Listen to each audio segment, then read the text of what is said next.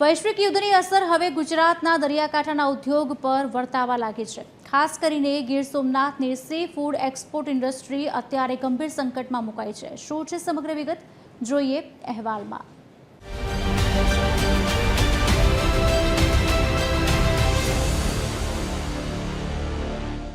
ગુજરાતની C food export industry માટે અત્યારે કપરો સમય ચાલી રહ્યો છે। ખાડી દેશોમાં યુદ્ધને કારણે શિપિંગ કન્ટેનરના ભાડા આસમાને પહોંચ્યા છે કે જેથી સી ફૂડ એક્સપોર્ટ ઇન્ડસ્ટ્રી પર સંકટના વાદળો મંડરાઈ રહ્યા છે। કેમ કે અમારે જ્યાંથી એક્સપોર્ટ જે સી ફૂડનું થાય છે એ બધું કન્ટેનર થ્રુ જ થાય છે અને કન્ટેનર જો મોંઘા થાય અને કન્ટેનરની અંદર જો ડિલે થાય તો સીધી સ્વાભાવિક વસ્તુ છે કે સીધી માછીમાર ઉપર જે અસર પડે છે। કેમ કે કન્ટેનરનો બધાનો એક્સપેન્સ જો વધી જાય તો સ્વાભાવિક વાત છે કે એક્સપોર્ટર તરફથી પણ એ કાપ મૂકવામાં આવે। ગુજરાતમાંથી દર વર્ષે અંદાજે 7,000થી વધુ કન્ટેનરો મારફતે લગભગ 1.5 લાખ ટન જેટલો સી ફૂડ ખાડી દેશો અને વિશ્વના બજારોમાં મોકલવામાં આવે છે, પરંતુ હાલમાં વિદેશથી આવતા કન્ટેનરોની સંખ્યા ઘટતા લોજિસ્ટિક્સ વ્યવસ્થા ખોરવાઈ છે। સી ફૂડ એક્સપોર્ટ એસોસિએશનના પૂર્વ પ્રમુખ જગદીશ ફંફોડીના જણાવ્યા મુજબ નિકાસમાં અનિશ્ચિતતા આવતા ઉદ્યોગ પર ભારે દબાણ વધ્યું છે અને એમાં એ લોકોને કોઈ આર્થિક બોજો પડે તો એ સીધી અસર માછીમારોને અને એની માછલીના ભાવ પર થઈ શકે।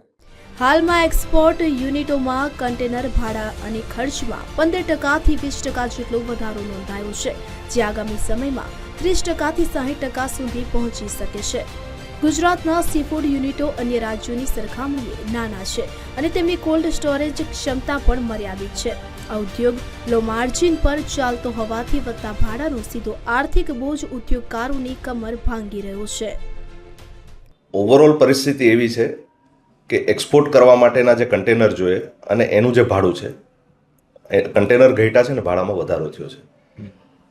છેલ્લા 2 મહિના પહેલાં સી ફૂડમાં આપણે જનરલી ગુજરાતમાં મચ્છી ઉદ્યોગમાં લેન્ડિંગ નોટ પીરિયડ ઓછો હોય એટલે અત્યારે એની કંઈ તાત્કાલિક અસર વર્તાતી નથી, પણ માર્ચથી માલનો વધારો થતો હોય, ઠંડી જેવી ઓછી થાય એટલે માલમાં વધારો થાય અને એ સંજોગોમાં જો આવતા 10 દિવસ સુધી આમાં કોઈ જો નિરાકરણ નહીં આવે તો 10 દિવસ પછી અમે એક્સપેક્ટ કરીએ છીએ કે ફ્રેટમાં લગભગ 60% સુધીનો વધારો આવી જશે। જો માલની નિકાસ નહીં થાય તો તૈયાર થયેલો જથ્થો કોલ્ડ સ્ટોરેજમાં ફસાઈ જશે અને નવી માછલીઓ રાખવાની જગ્યા પણ નહીં રહે।